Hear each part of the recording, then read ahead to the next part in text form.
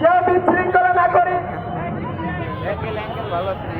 এখানে শিক্ষার্থীরা যারা আছেন তারা ধীরে সুস্থে আপনারা নিজেদের অবস্থানে চলে যান। নিজের নিরাপত্তা নিজেরা দেখে রাখবেন। সবাই একসাথে করে শান্তিপূর্ণভাবে যাবেন, কেউ রাস্তা ব্লক করবেন না।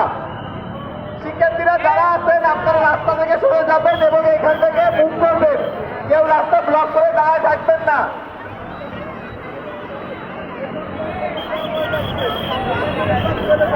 জিয়া হলের সামনে যারা এখনো পর্যন্ত অবস্থান করছেন তারা একটু দ্রুত জিয়া হলকে ত্যাগ করবেন, রাস্তায় জ্যাম লেগে আছে। আমাদের সংক্ষিপ্ত কর্মসূচি ছিল এটি, আমাদের সংক্ষিপ্ত কর্মসূচি আমরা আমাদের প্রোগ্রামটা শেষ করছি।